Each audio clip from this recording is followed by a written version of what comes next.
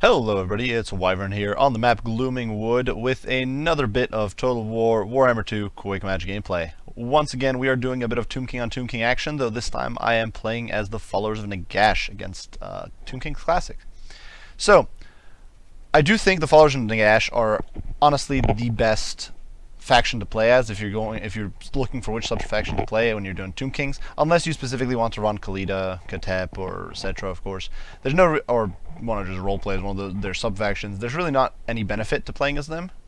But for Arkhan, of course, there is, because he gets access to several Vampire Count roster units, and I definitely want to give those a shot in this game. So, of course, for my lord, I did decide to bring Arkhan the Black. Now, my intent in this game was to be steamrollering over enemy infantry, because, of course, Tomb Kings can bring some very cheap chaff infantry, and I wanted to be ready to shut those down. So I did bring Arkhan the Black on his mighty chariot. It's a pretty cool mount, actually. Normally, I've been running him on the horse because that is cheaper, but the chariot is actually faster than the horse at 84 speed. It does have Strider, and, of course, gives him a bonus against infantry, though of course he does lose some of his melee stats, actually quite a bit of his melee stats. It also gives him a monstrous charge bonus of 75, whereas I do believe on the horse he's in the 30s. So definitely some huge buffs there. Of course, Arkhan has some pretty crazy abilities as well. He's, like I said before, he's, in my opinion, the best lord for the Tomb Kings. He does have the Libra Mortis, of course, for 44% physical resistance. Staff of Nagash, which some people don't like to bring this one, but it does improve your power recharge rate and reduces ability to recharge, so I'm personally a fan of it. I do think it's a pretty good item to pick up. He also does have the Tomb Blade of Arkhan, and this does give him fire damage, which is actually relevant against Tomb Kings, who have several units susceptible to fire, and also replenishes units, the HP of nearby units, as well as resurrecting units. And it applies to all units, constructs, infantry, anything. So it's really, really potent. Of course, he does have to be in melee to replenish it, but nonetheless, it's a very, very potent ability, and I think it's mandatory if you're going to try to run some of the Vampire Counts units, such as Hex Wraiths. Of course, he does have the Lore of Death, so I did bring Fate of Buna as well as Spirit Leech. I also did bring my Will Be Done, of course, on it, which is a lovely melee attack and melee defense buff for all of his nearby troops. And of course, he's going to be at the heart of what is going to be a very monstrous, large formation here. Alongside him, I did bring a Lich Priest of Death. Now, you might be wondering why bring a Lich Priest of Death if I brought Arkhan, and it is actually for Enkil's Kanapi, or Kanapi, which does give 66% magic resistance to all nearby units for 24 seconds. And you might be wondering why that? Well, it's because I brought some Hex Wraiths, and they are hidden here in the trees, and of course, they are very, very susceptible to magic damage. And if my opponent does bring some magic, I would like to be able to resist it. It also does give me a second caster who can drop Spirit Leech, which means I can cast multiple Spirit Leeches. He does have the Curse of Xar if he drops too low, which is 60 armor debuff, which is pretty crazy. And of course, just gives me a little more kind of meat on the table. And finally, he does have the Nephara's Scrolls of Mighty Incantations, which is a lovely increase to power recharge rate and power reserves. That gets better the more units are nearby. Of course, we do also have the Necrotect. That is because I'm running two Necropolis Knights who both count as constructs. Of course, the Necropolis Knights are with halberds. These are my main counter to enemy large units because, of course, while I do have halberds, those guys can't really pursue Necrosphinxes or Hero Titans or anything like that. So I do want Necropolis Knights to shut down enemy large targets. These guys, of course, have pretty monstrous stats. Their melee attack and melee defense is not the best, but they do have, they do cost poison. They do have bonus to large versus large 28, 90 armor, which is pretty crazy, and over 5,000 HP, which is really, really strong. The biggest problem is model count, which is kind of low, but they're definitely a powerful unit. Finally, of course, the Necrotech does have some significant buffs. He does have the Elixir of Might, which boosts weapon damage. This doesn't really help with most of my units here because most of them have armor piercing, but the melee attack buff is huge. 26 melee attack is very nice, and I intend to use it on my Hex Wraiths if possible. Also, he does have Restore, of course, to replenish his Necropolis Knights. Vambraces of the Sun, which I think is basically a mandatory pickup. -9 melee attack is huge. That means your opponents have a nearly 10% lower chance of hitting your units. It's very, very strong. And then, of course, Wrath of the Creator, which affects all nearby constructs, giving them more melee attack and more armor-piercing damage, which once again will synchronize very, very nicely with the Necropolis Knights. Over here on the flank, I do have the Carrion. And in the back, I do have the Hex Wraiths, who are ready to kind of sally out and pincer my opponent. The Carrion, of course, are just there to shut down and shop the Great Bows, which, of course, are a huge threat to me. 3 units of veteran-up skeletons make up my front line, backed up by 2 units of Tomb Guard. These guys are, once again, simply there to tie down enemy large, tie down Shop Deer, those sorts of units, and also just to die and fill up my Realm of Souls meter so I get a free unit of Shop Deer. As you can see, I'm hiding my large units here in the ditch because I don't want them taking fire from those Shopti Great Bows. They're definitely very susceptible to that, and they're one of those units I definitely care about losing. Up here on the high ground, I really don't care about the infantry. They are the bait, and I'm trying to kind of feed them into my opponent, who is also ignoring my Carrion. But my Carrion are going to go in and shut him down, and these Hex Wraiths are also out here vanguarded on the flank to push in. My opponent decided to go very elite on his infantry. He did bring a whole blob of Tomb Guard, backed by Nehekaran Warriors. I do believe it's 4 Tomb Guard, actually. And 2 Nehekaran Warriors, so very, very potent. And he'll it's actually 5 Tomb Guard, and he'll easily take on my infantry. You can see the Skeleton Warriors are already taking the beating, so are the Tomb Guard. He also does have a Lich Priest of Nehekara.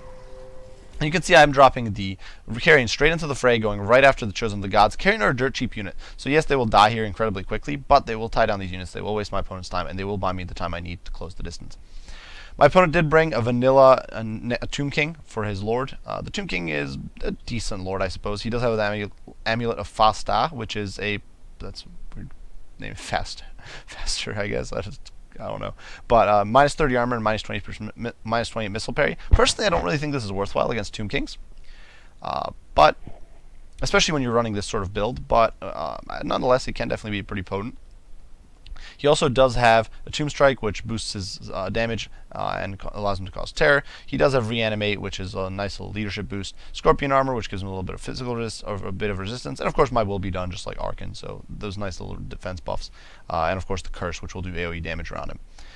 My opponent also does have some casters. He does have a Lich Priest of Nakar over here, and the Lich Priest decided to bring a pretty good variety of items. He did bring Neferos Scrolls of Mighty Incantations, which of course is great for power reserves. He does have the Vortex spell with the Incantation of the Skullstorm, Neru's Incantation of Protection for physical resistance, and finally Joff's Incantation of Cursed Blades for extra damage. So definitely a very powerful set of abilities there.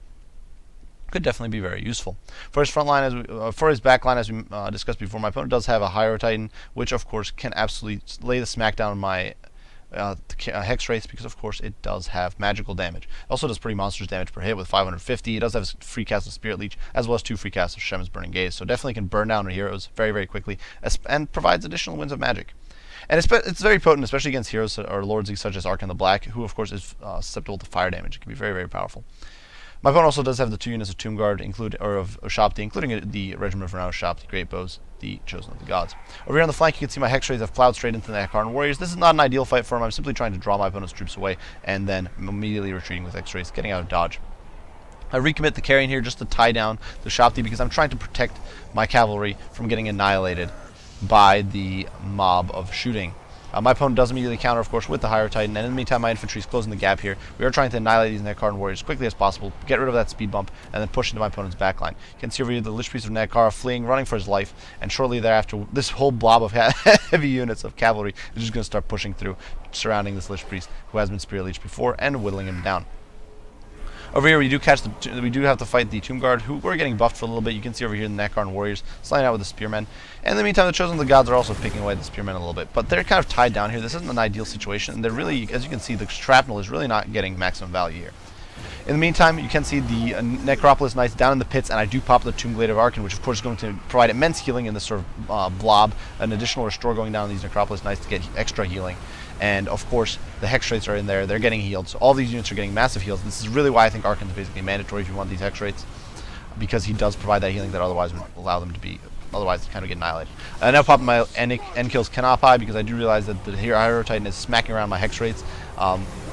I also do hit them with Elixir of Might, as well as, and then of course have the Neferos Scrolls of Incantations going down, giving me boatloads of Winds of Magic. In the front line, you can see the Tomb Guard with the Halberds are not doing well at all against the vanilla Tomb Guard. Necron Warriors are going to be trashing the Skeleton Spears, and all that sort of stuff is going to go down, but they are buying me time, and that is really all I care about. They are charging up my Realm of Souls meter. And in the meantime, I'm slowly but surely chipping away at my opponent's troops, dragging them into the muck, and eventually I'll be able to kind of whittle them down. Over here you can see the Hydro Titan definitely laying the smackdown on these troops. It does have very good melee stats, but they are being debuffed. Down to 43 melee attack, thanks to the presence of the Necrotech nearby, who is being shielded by the Libra Mortis, as we do start draining down this Lich Priest of Nakara, bring him low with the help of Arkhan the Black. Of course, he's mounted on a horse, so none of the bonuses of his infantry are going to apply here, but we are nonetheless getting some good damage in. In the meantime, my opponent is kind of buckling my front line. You can see he's slaughtering the Spearmen. And over here, the Necropolis Knights have finally kind of managed to clean up some of these Tomb Guards. You can see these guys are disintegrating, and they are trying to get us surrounded the Hydro Titan, because of course the Hydro Titan, while he's getting heals right now, once he gets surrounded, he'll go down very, very quickly. He simply does not have that good of melee defense, and will be dragged into the muck by the Necropolis Knights. Where you can see the Tomb King is trying to get back into the fight, but of course with all these large mounts, my opponent is very, very susceptible to getting assassinated by Necropolis Knights and all those units. And of course I do have a lot of Winds of Magic. I have no real target for Fate of Buna, so I'm using a Spirit Leech to just drain down this Tomb King, bring him down to size. Over here, the Shopti are finally getting massacred in the pits. The Chosen of the Gods are going to hold out for a while, of course, but nonetheless, we do have the Lich Priest of Death here, and unfortunately, you can see, though, I do get hit by the Curse here, which I do believe is draining away my HP, and causing significant damage, because I do believe it causes magic damage to units like Hex Rates. and I do not actually have that incantation to defend them against the magic damage. Over here, though, you can see the higher Titan has lost about 1,000 HP since we last checked it out. You can see the Necrotect actually does, or the Necron Priest does get clear. And you can see the Tomb King over here, who is actually, interestingly enough, on foot, is kind of trying to flee from the Hex Rays and getting ridden down, and he's kind of just running amok. I do disengage the Hex Rays because I don't want him fighting the higher Titan, as its stats are way too good for them to have much of an impact, and it will massacre them thanks to its magical damage. You can see the Hex Rays here definitely not in the best shape, but we do get a Tomb Blade of Arkhan off once again, and that is providing us with a massive boost. Over here, the Spears are, as you can see, holding really strong against the Necron Warriors. They're not winning by any means, but they are just buying me time. And the Summon of Ushapti means I'm going to be able to start massacring these Tomb Guard from behind. And of course, Tomb Guard are not well kitted out to deal with Ushapti at all. Over here, though, my opponent does pop some Ushapti coming up from the ground to try to shield his higher Titan, but these guys, once again, because they're so oriented against infantry, the Ushapti will not really be capable of, especially because they're being debuffed right now by that AoE from the Necrotect. They're simply not really going to be able to deal with all of the heavy cavalry that's coming in. And of course, I do get another magic resist going down, so the higher Titan's being really debilitated. As you can see, it's really starting to get dragged into the muck. Its damage has been reduced thanks to poison. Its melee attacks reduced thanks to debuffs. And over here on the flank, you can see the Necropolis Knights are on the hunt, pursuing the enemy Tomb King, as well as trying to just run down the Lich Priest of Nakara here, who does get hit by the Curse of Zar, which tracks down his armor to practically nil. That really means that he's going to be able to kind of get massacred here in the pits. Where the higher Titan is trying to shield himself, but you can see he did get Spirit Leeched a little bit, and now with the Curse of Zar on him, he's just getting slaughtered, and my opponent's army simply disintegrates at this point.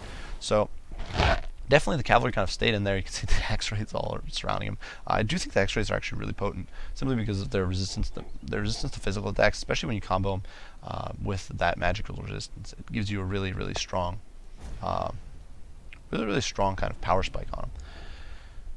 So as you can see, my opponent's army, his infantry performed very well, and that was to be expected. My infantry was terrible, and it was simply there to charge up that Realm of Souls meter. The main striking force of my army was really centered around those Hex Wraiths and then Acropolis Knights and this whole huge blob of cavalry. With the backing of Arkhan on the chariot, as well as the Lich Priest of Death, and who did unfortunately die in that fight. I do believe I'm not entirely sure where he got dragged down to the muck. He did. I'd missed that actually, but he did die.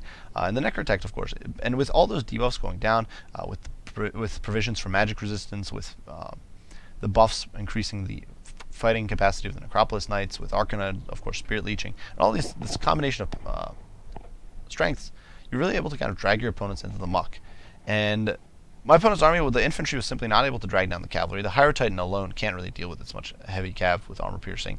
And Chosen of the Gods, I shut him down for a little bit with the Carrion, and then charged in with cavalry. And at that point, they simply were not able to get good shots in, and they were getting dragged into the muck incredibly quickly, and they got very little done. You can see the Hex Rays actually even gained a Chevron, and the Necropolis Knights with Halberds, who went in with no Chevrons, actually gained 2. So that really does show how powerful they are. But a lot of people have been bashing on the Necropolis Knights a lot in the forums and whatnot, but I think that with the poison damage they do, with their okay speed, and their fairly affordable cost, I think they're a decent counter to enemy large targets, especially when you consider the fact that they're unbreakable. A lot of anti-large cav, especially with the Boar Boy Big Guns, for example, but even units like Demigryphs with halberds can get fear and terror routed, or specifically terror routed, because they cause fear, so they don't have to worry about that, but they can get terror routed. And it's one of those things you don't realize, but with Necropolis Knights, especially, the fact that they can't get routed is very useful, especially if it's a tight fight with a large target. As far as my opponent's army's composition goes, I definitely think he made a slight mistake in not really investing enough in anti-large. If you're going to fight Tomb Kings, most of their powerful striking units are large. In fact, basically all of them are. Even their Tomb Guard, which is decent, is not really a great counter to... Tomb Guard is really not a great... super powerful unit. It's kind of a mediocre mid-tier infantry, and... So really, you want to invest in anti-large, and I think the fact that my opponent did not invest in it made him very susceptible to the strat I had here. Had he had, for example, Tomb Guard with halberds, things might have gone much differently, as my Necropolis Knights would have gotten dragged into the muck, and I would have really been kind of hoping that my infantry could tie him down long enough for my cavalry to do some damage. So definitely I think that's a bit of a mistake in composition here. Nonetheless, you do always want some counters to infantry, so perhaps a handful of Tomb Guard backed by, like, let's say cutting 2 Tomb Guards over here and replacing them with Tomb Guard halberds would have been a good investment, in my opinion. Regardless, very good game to my opponent. Definitely was cool to see a Tomb King. My opponent definitely decided to go very cheap on the kind of hero and lord selection, which is the complete opposite of what I did, and that was very cool to see. And so I definitely think that was an interesting difference there. So definitely a great game to Frostland here. I do hope you guys enjoyed the video and I got perhaps some inspiration for playing good old Fallers from Nagash. And that's it. If you have any comments, criticism, anything like that you would like to share, be sure to post it down in the comment section. I'll respond as soon as I can. As usual, guys, I do appreciate you all for watching, and I will see you all in the next one. Wyvern out.